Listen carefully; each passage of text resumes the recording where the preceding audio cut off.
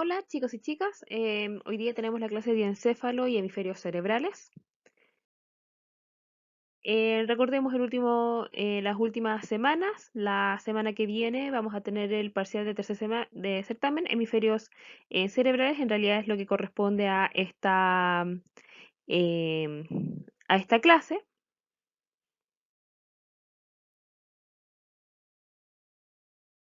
En cuanto al encéfalo, recordemos que el encéfalo se dividía en troncocéfalo, cerebelo y telencéfalo. Nosotros ya revisamos las primeras dos partes y ahora vamos a revisar telencéfalo y vamos a iniciar también desde el nivel más bajo, que es el diencéfalo.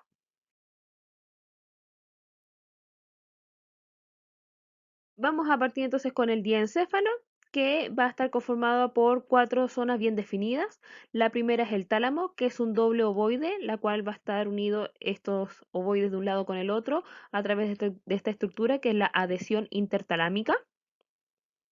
En la zona anteroinferior vamos a encontrar el hipotálamo, que es un centro regulador de muchas funciones, entre ellas lo que es la homeostasis, va a regular también el sistema endocrino y entre otras funciones también la regulación del apetito y va a tener una fuerte conexión con el sistema límbico y las emociones.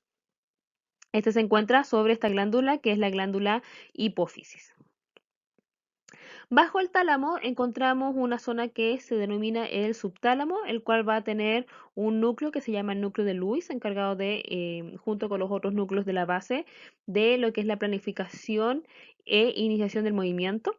Y en la zona posterior vamos a encontrar, que es postero superior, el epitálamo, el cual nosotros va a estar principalmente ocupado por una glándula que es la glándula pineal. Y entre sus funciones, la glándula pineal tiene la de regular los ritmos circadianos, o sea, en los estados de sueño y vigilia, la regulación de las otras hormonas u otras estructuras asociadas a la secreción de hormonas. El tálamo corresponde a una serie de estructuras de tipo nucleares. Como dije, es un doble ovoide que va a estar unido por un puente central, que es la adhesión intertalámica. Ya está compuesto por múltiples núcleos, los cuales van a recibir distintas aferencias em, relacionadas con ciertas modalidades de información, las cuales después de hacer sinapsis en el tálamo se van a dirigir a la corteza cerebral. Aquí tenemos un cuadro resumen en el cual muestra algunos núcleos que nosotros vamos a destacar.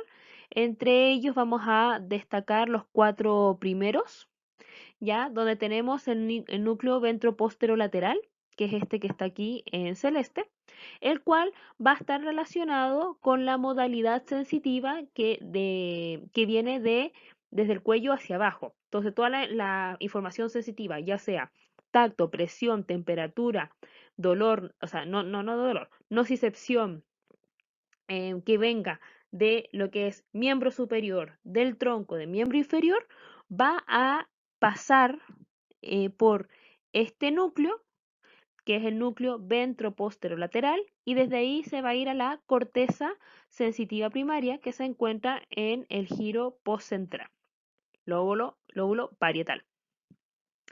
En cambio, toda la información que viene desde la cara, por ejemplo, también tacto, presión, temperatura, nocicepción, ya, por ejemplo, si nos pica la cara, si sentimos la pepita de frambuesa en los dientes, ya, o si sentimos la textura, una textura en nuestra boca, ya toda esa información va a hacer sinapsis en el núcleo ventropóstero medial, que es este de aquí.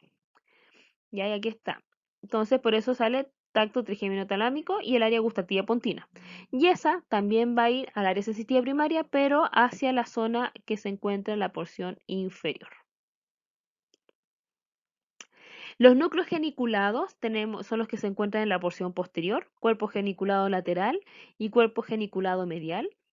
En estos van a haber también una sinapsis de información, va a tener una aferencia, en este caso del cuerpo geniculado lateral, la inferencia de información óptica, la cual después se va a dirigir al área visual primaria Y la información auditiva va a pasar al cuerpo geniculado medial y luego se va a dirigir al área auditiva primaria.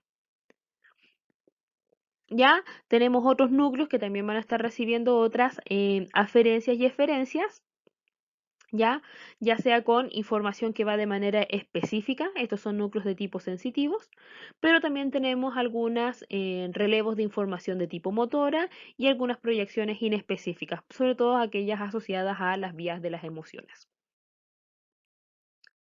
En este cuadro, cuando nosotros estamos hablando de las fibras de tipo aferente, son aquellas que van a ingresar al tálamo, y cuando hablamos de fibras eferentes son aquellas que van a salir.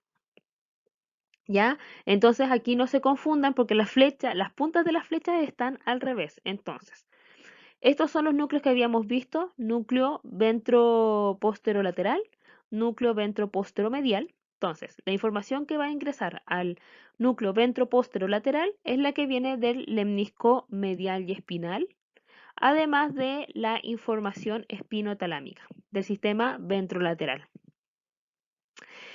La información que va a ir hacia lo que es el núcleo posteromedial, que es este donde le hice la cruz, ya va a venir desde, recuerden, no se confundan con esa flechita, desde el lemnisco trigeminal y las fibras gustativas, ya, o sea, la información que viene desde la cara. Y esa va a ser la vía aferente. Y la eferente, ¿hacia dónde se va a dirigir? Hacia la corteza sensitiva primaria. Fíjense que indica la misma corteza. Lo mismo con los cuerpos geniculados, que eso nos van a interesar.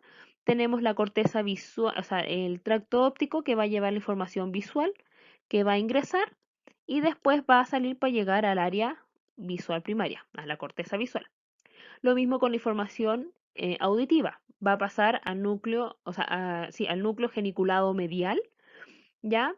Que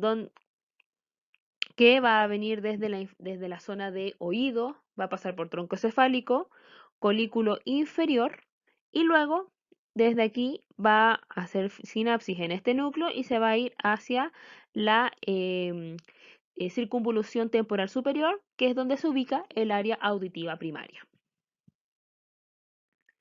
Aquí tenemos otra imagen donde nuevamente está representando lo mismo. Fíjense, núcleo geniculado lateral está de amarillo y el área visual primaria está de amarilla. Núcleo geniculado medial, que está relacionado con la modalidad auditiva, y ahí está el área auditiva. Ya el núcleo posteroventral, que va a tener la porción medial y lateral, que se va a dirigir al área sensitiva primaria. Y así sucesivamente, si fuésemos haciendo el cruce de los colores, nosotros encontraríamos el área relacionada. Pero esos son los que sí o sí pueden tener alguna pregunta en la prueba. Esta es otra representación de cómo los distintos núcleos se van a dirigir hacia la corteza. Entonces, en resumen, el tálamo corresponde a la aduana de nuestro cerebro. Es una zona de relevo de la modalidad, de distintas modalidades, principalmente las sensitivas. Hay una sola vía que no va a pasar de manera directa por el tálamo, sino que va a llegar a la corteza primero y después se va a dirigir al tálamo, y esa corresponde a la vía olfativa. Aquí tenemos un corte coronal a nivel del tálamo, ya donde nosotros podemos distinguir los distintos núcleos que tiene el tálamo, ya los cuales van a estar, y aquí abajo se ven los núcleos geniculados, medial y lateral, que pertenecen a un conjunto que se llama los núcleos de la base, los cuales están encargados de lo que es la iniciación y planificación del movimiento, o en realidad planificación e iniciación del movimiento. Ya corresponde el núcleo subtalámico, también se le conoce como el núcleo de Lewis, y los otros núcleos de la base, que son los que están aquí, corresponden al núcleo caudado, acá está, al putamen, que es este de aquí, Globo pálido que tiene una porción externa y una interna y forman todo este triángulo. ¿Ya? Y en la zona inferior, la sustancia negra. Entonces, cuando hablamos de los núcleos de la base, está relacionado a la función más que solamente a la ubicación, porque los núcleos caudado, putamen y globo pálido se encuentran en los hemisferios cerebrales. El núcleo de Lewis o el núcleo subtalámico se encuentra en el diencéfalo y la sustancia negra se encuentra en el mesencéfalo. ¿Ya? Pero todos en conjunto van a estar interconectados y van a tener funciones motoras en común. El hipotálamo corresponde a una estructura que se encuentra en la porción ventral del diencéfalo, a lo largo de las paredes del tercer ventrículo, por debajo del surco hipotalámico y por encima de la hipófisis. ¿Ya? Este también va a estar compuesto por un conjunto de núcleos y los cuales se pueden dividir en los núcleos de la zona periventricular, medial y lateral. Está conectado con múltiples partes del sistema nervioso. Por eso es que tiene tantas funciones asociadas, ya que, como ya les había mencionado, está asociado a la regulación de la homeostasis, por lo tanto va a controlar el sistema nervioso autónomo, y por ende las funciones viscerales, todo lo que es el sistema vegetativo, va a participar en el sistema límbico y esta interconexión también va a generar los cambios, por ejemplo, en la conducta alimentaria o en los conductos, por ejemplo, cuando uno se siente más nervioso y tiene ciertos cambios en el cuerpo, cambios fisiológicos asociados al sistema vegetativo. También además regula la temperatura, el apetito, la sed, respuesta al estrés, la lactación y la función cardiorrespiratoria. Y como tiene muchas funciones relacionadas a lo que sistema límbico, también va a responder a las emociones y la conducta o el comportamiento social, ya que en esta zona se va a liberar una hormona muy importante que es la oxitocina, cuya función clásica por la cual se le conoce es la contracción del útero durante el parto y la contracción del músculo liso de la mama para la eyección de leche. Ojo, no confundir. La prolactina es la que forma la leche, pero la oxitocina es la que genera la eyección o la expulsión de la mama. Esas es las funciones clásicas, pero dentro de las funciones no clásicas está todo lo que es el apego, las relaciones sociales y la disminución del estrés. Así que es una hormona sumamente importante dentro de nuestro sistema. Ya, si es que alguien quiere más información de la oxitocina, hay muchísima y también les puedo compartir.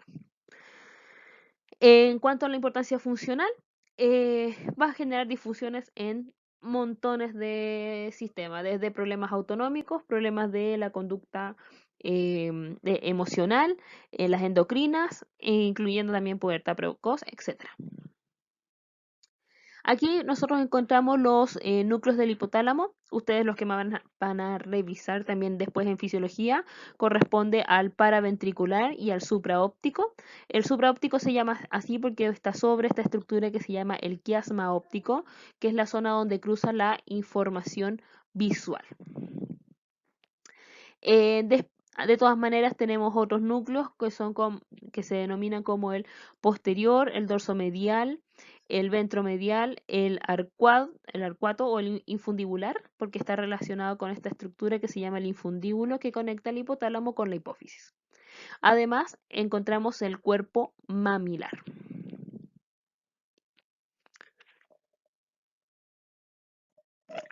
Aquí tenemos otra visión del hipotálamo y sus relaciones. Estos números corresponden a cortes a nivel del hipotálamo, los cuales no vamos a revisar en esta clase.